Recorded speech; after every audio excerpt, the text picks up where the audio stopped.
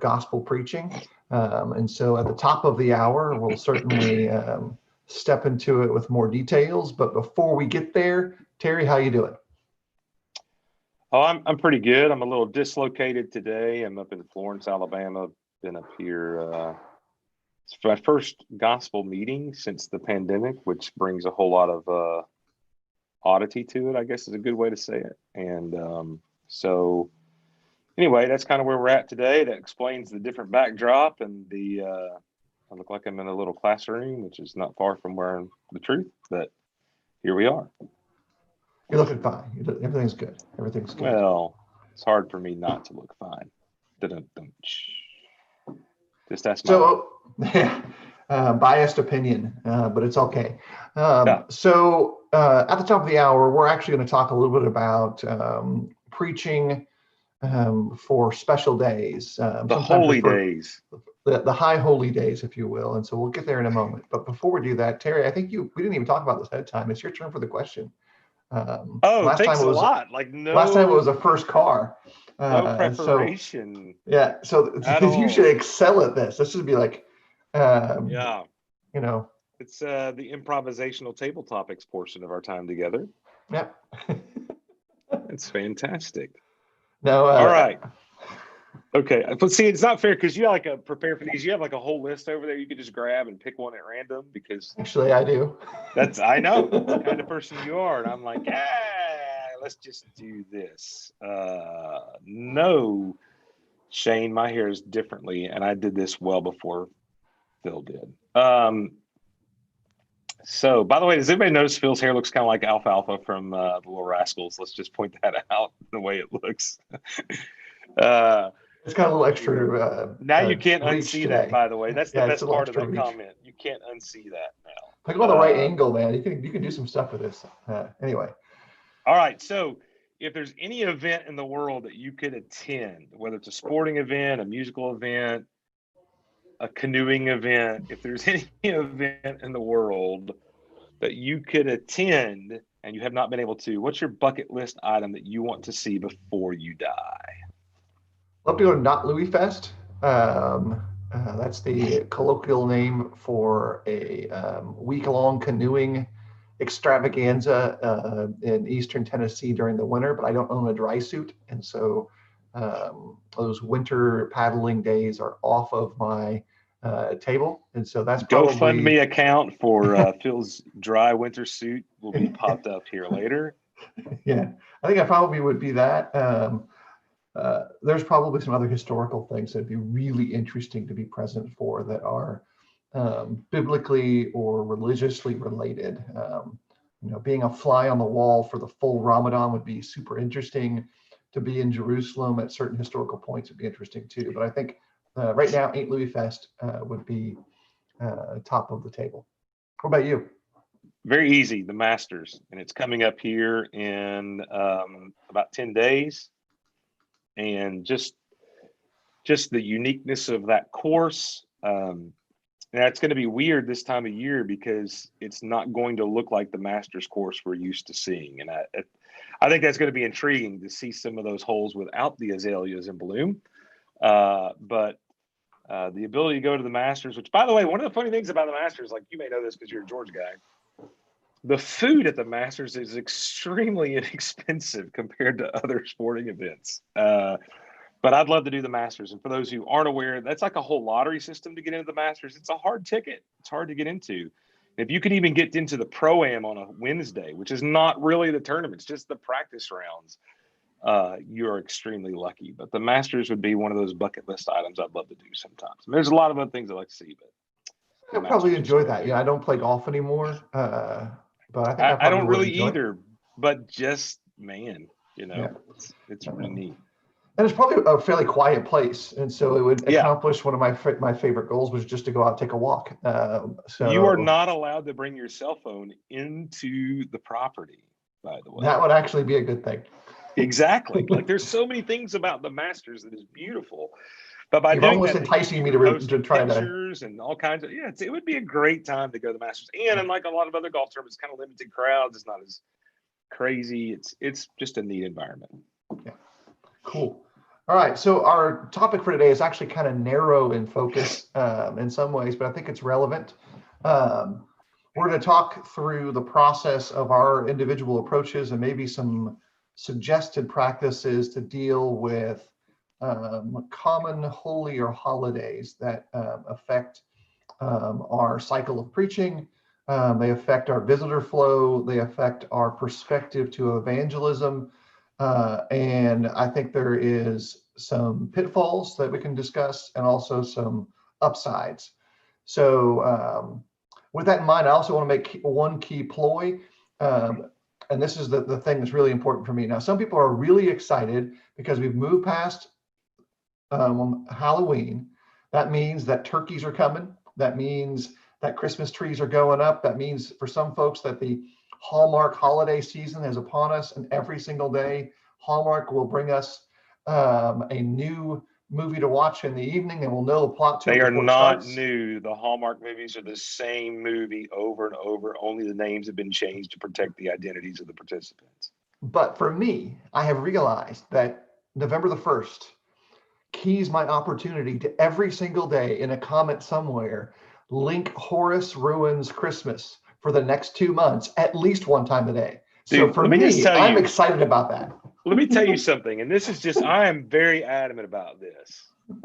There is no Christmas till after I eat turkey and dressing, which happens on Thanksgiving.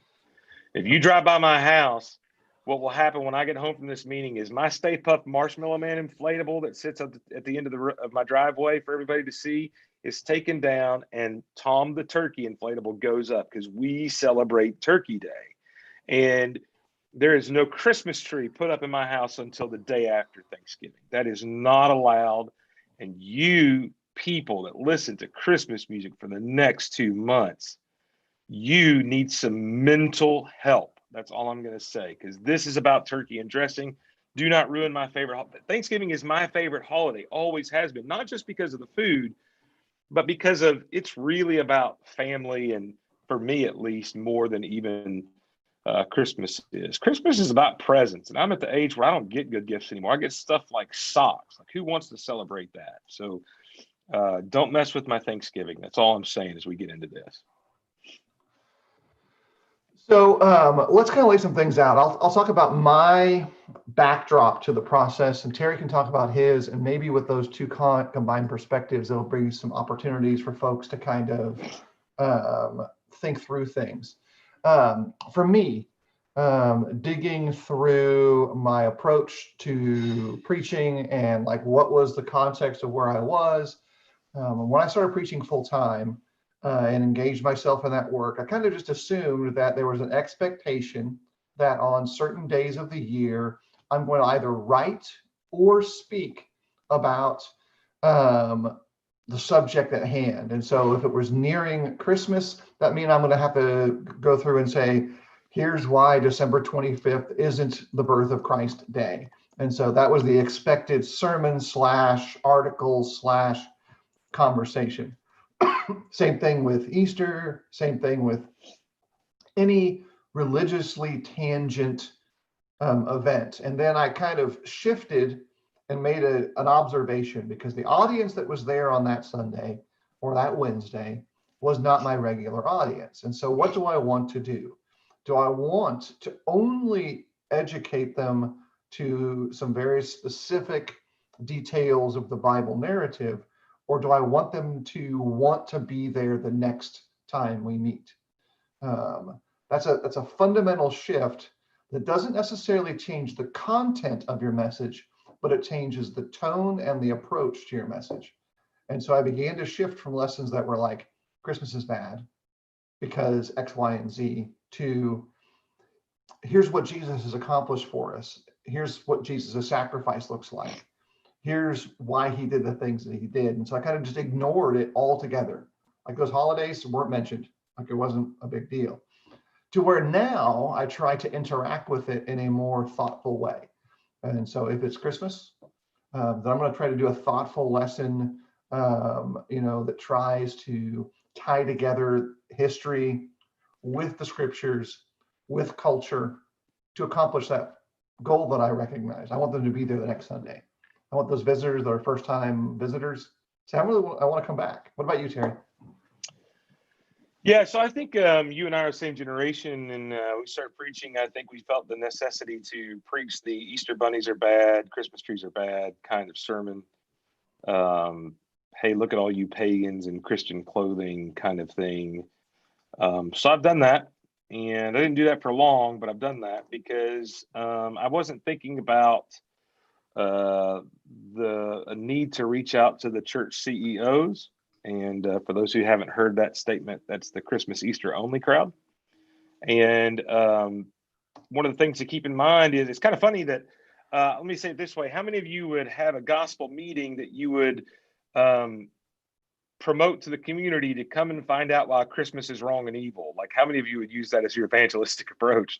And the reason I say that is because I started looking around on those holidays like that, and we had more non-Christian visitors in those holidays than we had in our gospel meetings that we thought were evangelistic. Mm-hmm. And it was kind of a wake-up call of, okay, so my approach to this holiday that this person is in some form obviously celebrating is to tell them how wrong it is to even celebrate that holiday. But and not to this extent. Look, I'm not an anti-holiday guy. We celebrate the good parts of like Christmas, which is, yes, like I said earlier, what holidays really though are about to me a lot of times is family. And so one of the things I started doing several times, and then now the yearly calendar and some of the plans interfere with that. But for a while, my holiday schedule, I would have a series of lessons at the end of the year that really focused on the home, because in a very large sense, that was kind of what the families were already thinking about, was being with their family. And that's why they came to town. They came to town to be with their family. So from an appropriate kind of perspective, that seemed to be something for me, at least, that was appropriate. I will say that, on Father's Day, if you come to where I'm preaching, you're going to hear a lesson on fathers. Mm-hmm. On Mother's Day, you're going to hear a lesson on mothers. And I've been criticized for that. Let me explain why that is.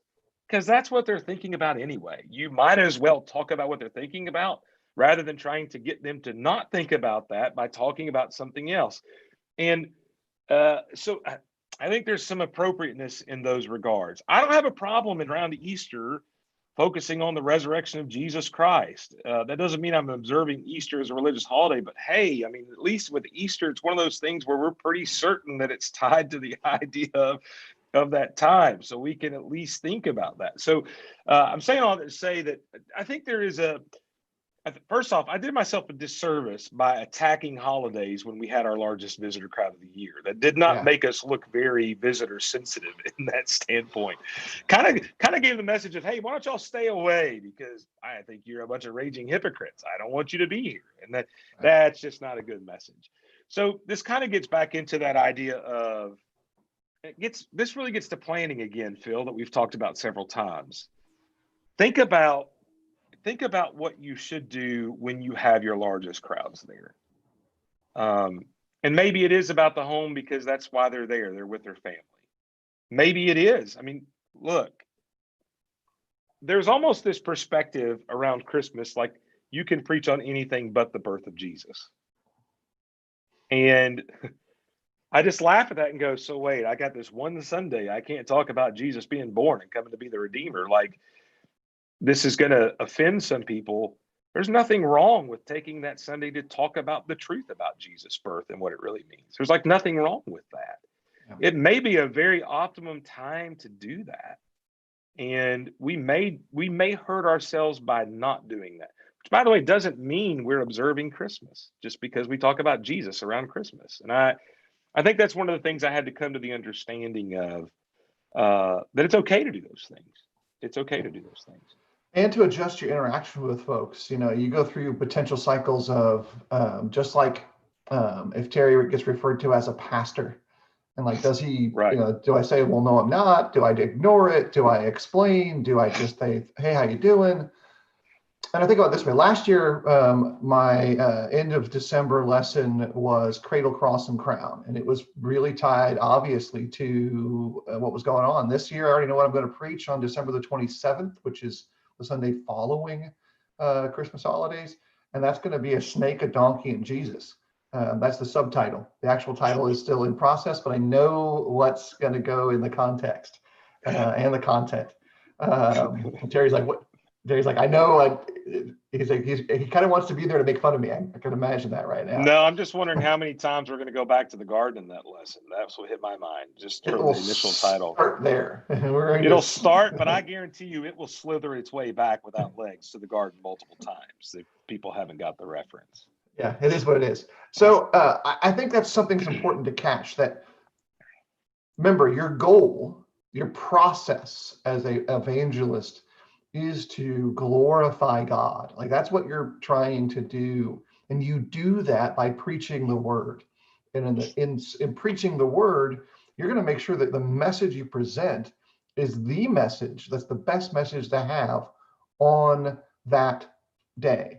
And I will suggest, and folks can complain about this all you want, like Terry's pointed out, those Sundays are likely the largest crowd of people who normally aren't there. And as I said earlier on, I'll say again, I want them to want to be there when that reason for that day is gone. And so one of the things families about there. that, one of the things about that, to clarify, it is the largest day you're going to have of, quote, people who grew up in the church and fell away and come back and visit their parents. So this is the largest opportunity you have for restoration in that sense, right? Which is a key category of evangelistic work that we often overlook. And the majority of those people that have fallen away from what we call sound doctrine have probably fallen into some other form of practice religiously that includes the very things you're attacking. And I will tell you this, I have never heard somebody, maybe they have, but in my lifetime, that in my preaching, come back because I attack their current practice rather than help them see. And what I mean by that is not their current practice, but specifically in regards to the holiday practice. Right. I've never seen that be effective, to call them a pagan and then go, oh, you're right, I need to come back. That's never worked, ever, for me personally. Another way to think about it would be this. You could consider, from a structural layout, I'm going to make a plan to be successful. The Sunday before your big Sunday is when you preach your sermon, say, the parable of the welcoming or forgiving father, also known as the parable of the prodigal son. You preach that lesson the Sunday prior, so that the hearts who are there are ready to be welcoming and forgiving. And then when the crowd arrives, you preach a lesson that spears them, because you're spearing people with the message the first Sunday with that prodigal son lesson. And then you spear the hearts that need to be speared the next Sunday with reminders of who Jesus is and what Jesus did for them, and maybe figure out ways to tie it in. Now, this can apply to any of the religiously connected days of remembrance in our cultures. And I'm thinking about this not just American centric, but just across the board. How can we do this? So Easter, which you think about this from a historical context, 8th century AD, is where our root for the possible idea for Easter may come from. That word was translated as Paschal month into their language. And so pagans had their remembrances and Christians would have their remembrances. And so you're pulling from those cultures and saying, okay, now we've got someone here. What do I tell them? Well, the same thing you would probably tell them in person, one-on-one, face-to-face. We love you. We miss you. We want you here. Let me show you who Jesus is.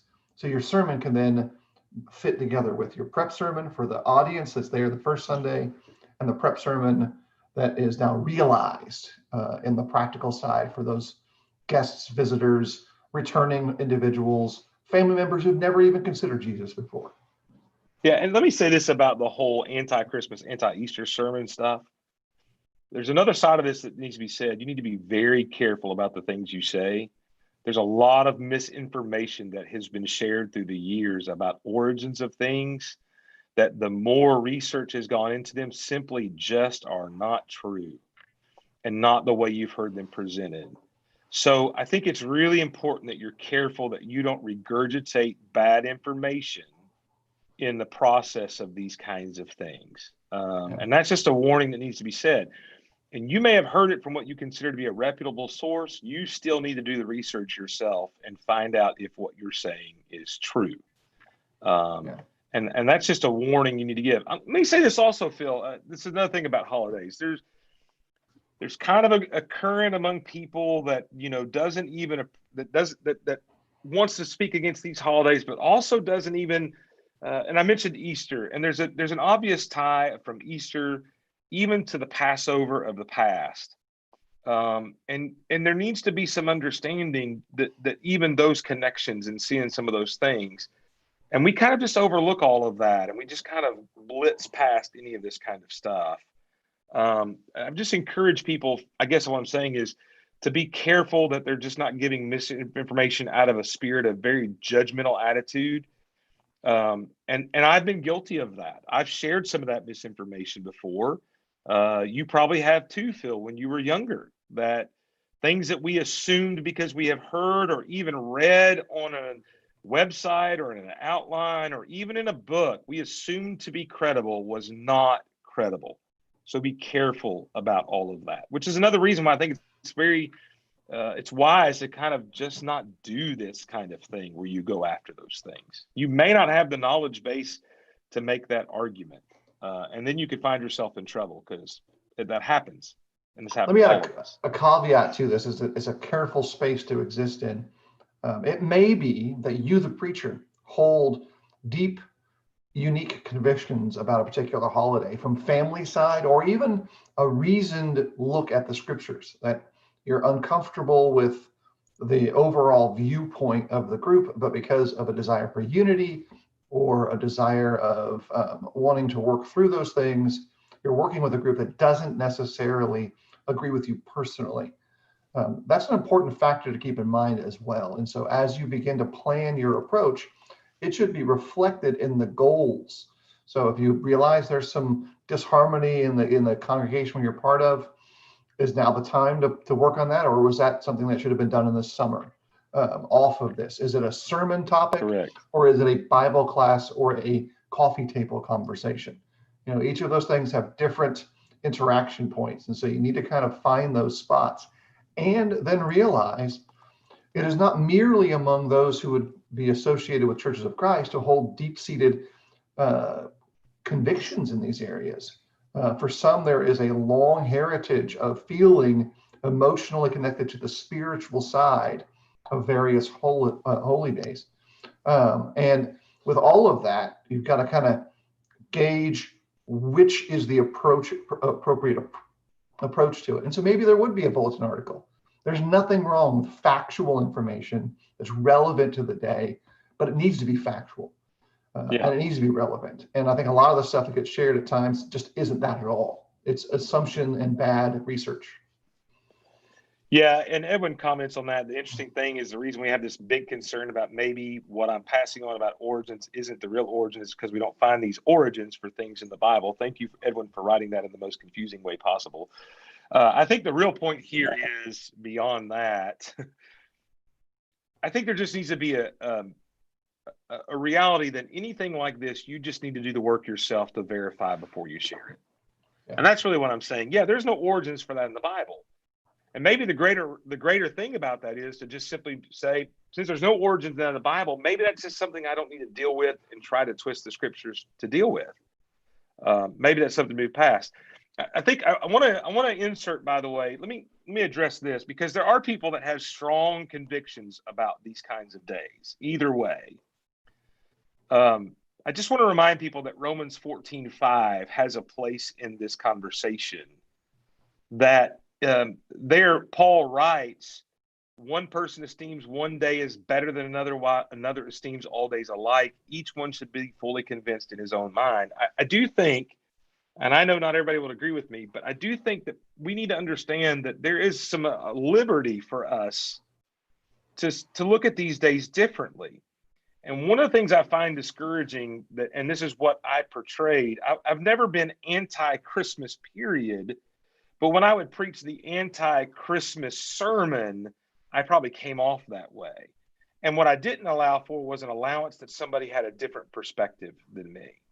And that's an important thing. So it's from one of those standpoints. And Edwin's further comment, because I love Edwin, we're best friends, so he's gonna continue to argue with me. The problem I'm having with what you're saying is the work I do on my own is probably only finding stuff I can't trust. How do I know I can trust this new information that the old information isn't true?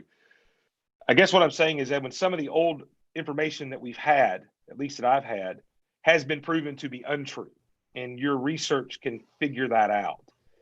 And we use extra biblical sources for things all of the time. And there is some credible information that says some of these statements that have been made are untrue.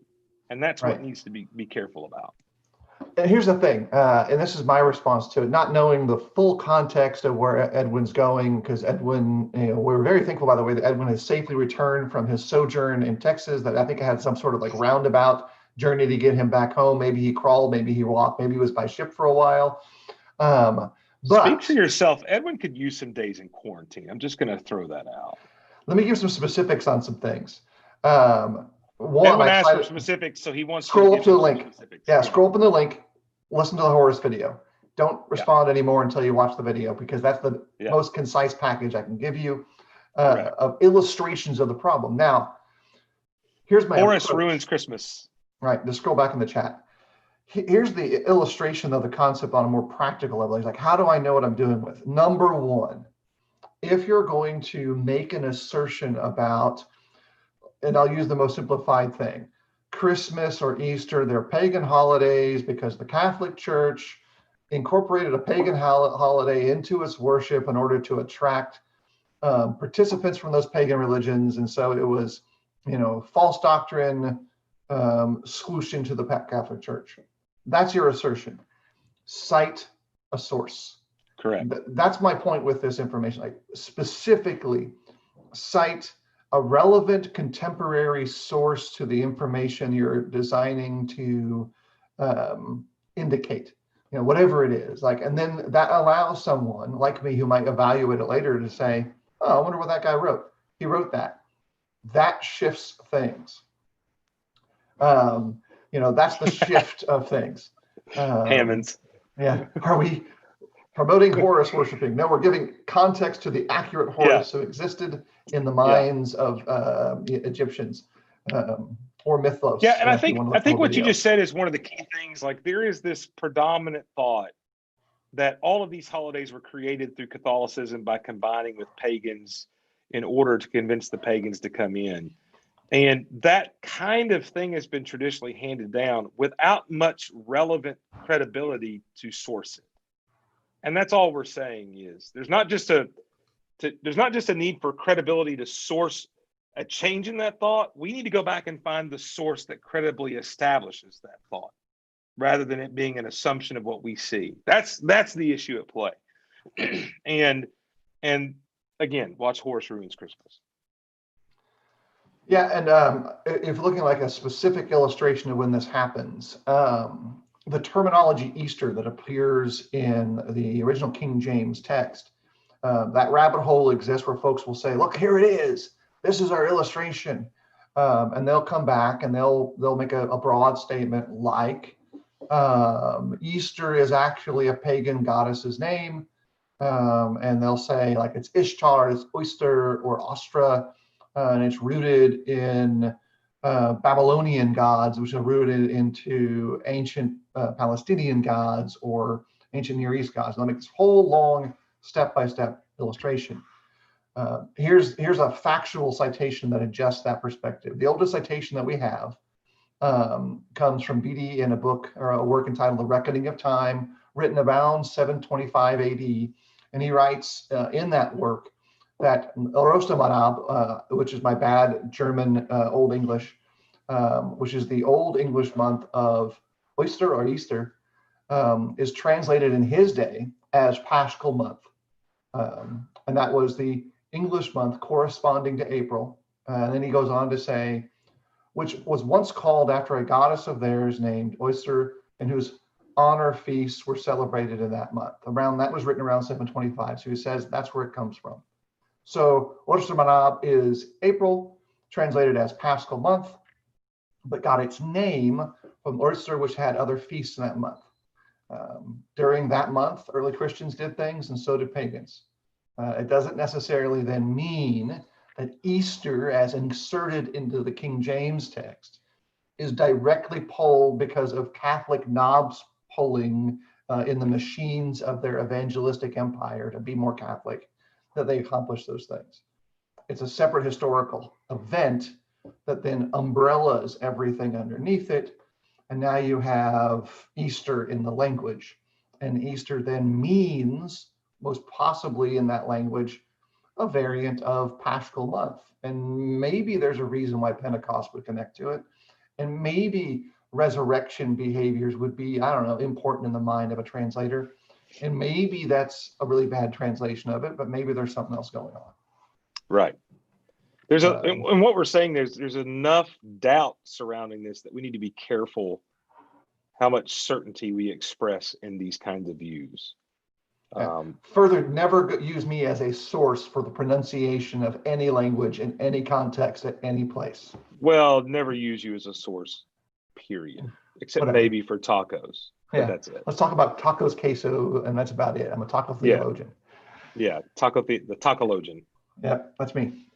So all of that then helps us hopefully accomplish again those key goals. Honor God, honor Jesus in my work, preach the gospel, do so in a way that the word is understandable, and I'm slicing off things that don't meet that goal. And bringing in baggage of potentially inaccurate information, don't need that.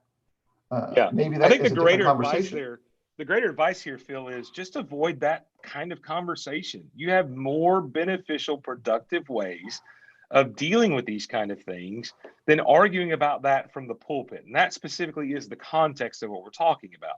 That it is, you can use that opportunity, which again is more than likely one of your best evangelistic opportunities. You can use that in a better way to glorify God and try to reach out to the lost souls are there than trying to go down that rabbit hole, let's say at Easter, of going to Paschal month and all those kind of things and trying to, it's just better to not even deal with that, right? There's better ways to use your time. And that's kind of the idea that we're really thinking this is the purpose of what we're saying. Right. Seize the moment is what we're really saying, have value there. Shane hops in with a good observation that if we intentionally avoid Christmas or Easter, it's easy to avoid other specific, noted, textually provided biblical events like Mary, like the resurrection, like the atonement, like the interaction of God's curses, God's blessings, God's promises that are all realized and fulfilled in Jesus on these contextually attached events. Here's another thing to think about, and this is kind of like an evangelistic point 2 aspect of it. From now till December, for sure, many folks have had a habit of being able to assemble in their family religious context. Maybe they were part of a Methodist church. Maybe their religion of origin, their family of origin was very Catholic. In various areas, those groups are simply not meeting. There are certain segments of those religious communities that aren't. And so for those who maybe have roots in those families, and those families aren't meeting there, but the family where you worship is meeting, and maybe you're at Chelsea, maybe you're at Valrico, maybe you're at Livingston, and you've got family that goes off to these other areas. Hey, we're meeting. Why don't you come join us? Join us for the first time in 25 years. And that's an opportunity. And that means the message you preach needs to meet that opportunity. And you can plan to be successful in that opportunity. And if you come up there and say all your Methodists are bad, why would they want to talk to you? Yeah. And if they want to talk to you, how will that conversation go? Yeah, Shane, I like Shane's comment too, because let me use this illustration. There's this kind of banning of the Christmas Carol religious songs during the Christmas season. Not if you're a young college kid. But let me say, what that has evolved into is a complete banning of those songs almost all of the time. We don't sing "Joy to the World" at all, right? Because it's a Christmas carol, and we don't sing any of those things that are religious songs. And so what has happened sometimes is, because we've taken such this strong stance, we've ended up ignoring some of even those songs that have some good thoughts to them, in not just a time period, which I'm not saying is inappropriate to do. I'm not going to argue one way or the other of that, but the end result is we've ignored all those altogether. And I think that's one of the dangers of that approach. And again, I'm going to tell you that while I used to, and I don't know where you're on this, Phil, but I used to be very much, you can't celebrate these days this way kind of guy. When I got challenged with Romans 14 and verse 5, I had to back off of that thing, because look, that passage shows me, and by the way, this is especially important in evangelism with new converts. You know, the idea that you got to go to somebody who's just become a Christian in November and scold them and rebuke them for observing Christmas as the birth of Christ is not a good thing. And I'm not saying you don't talk to them and teach them, but there's a time and place. But Romans 14 verse 5 also says they can do that. There's a difference collectively of us doing that. Okay, that's a whole different thing. But individually, they can do that even if they choose to. And I've got to give them that liberty. I think we sometimes fail to do that. Yeah, I think here's some other stuff to consider as we kind of wrap it up and put a bow on it. There's no doubt that many of the culturally observed holidays that also have religious intertwining within it are often mutated by the culture. I think there's no doubt that's the case. The Christmas holidays are super inflated into ultra consumerism.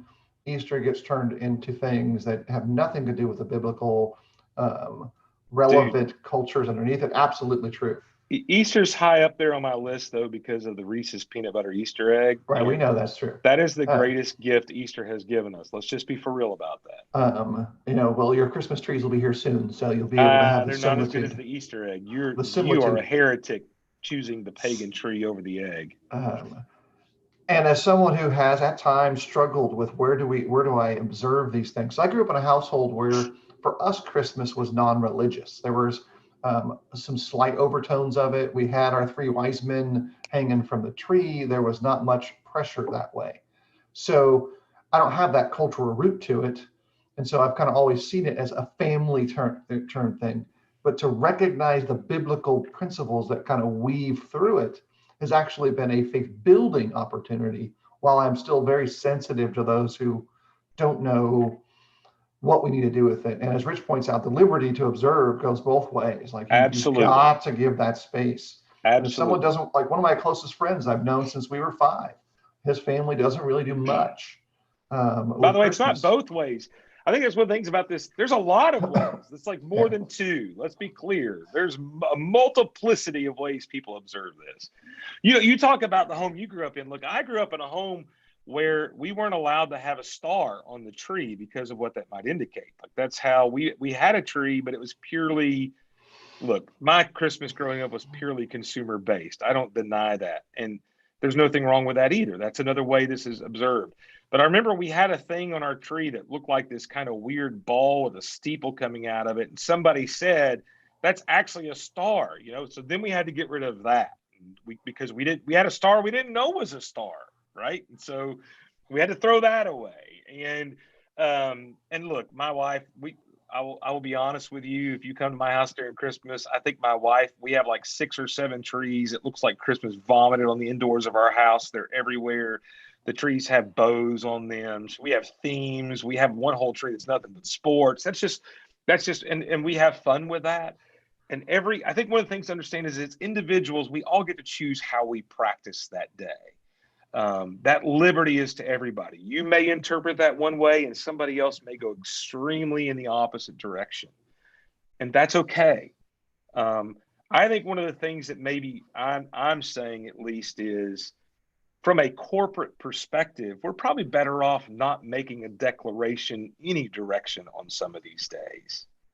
And that's really my advice is, hey, when it comes to Christmas, as you in the pulpit, sees that opportunity to do something that has much more chance to glorify God, corporately, you're not required to take this stance on what you do on these days. I think that's one of the things that at least I am personally of the mindset of.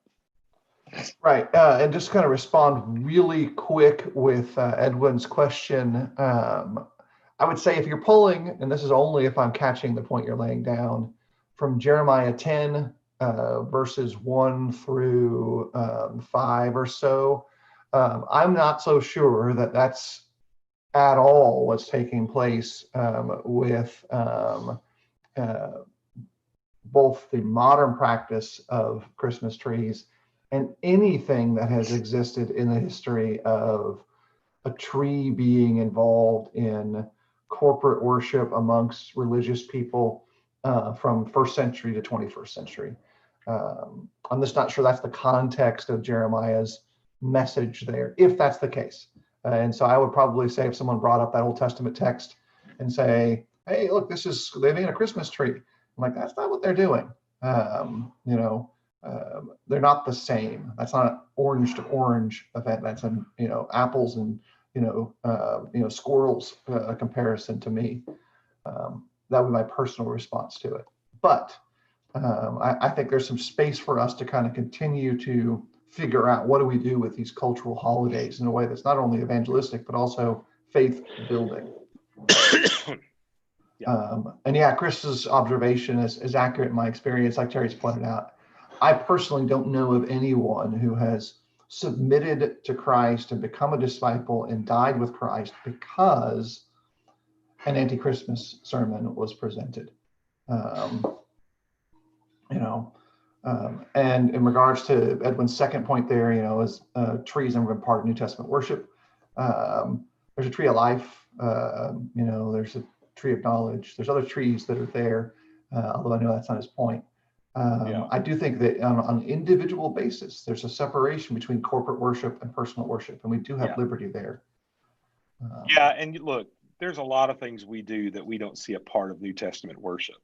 So I think we have to be very careful. There's some liberty there that we need to be careful and cautious not to trample. And I'm not saying that in that sense, Edwin's wrong for questioning that. I'm not saying he's wrong for his view, but I will say that personally, I'm not at that point where I would draw that line. That's not where I'm at.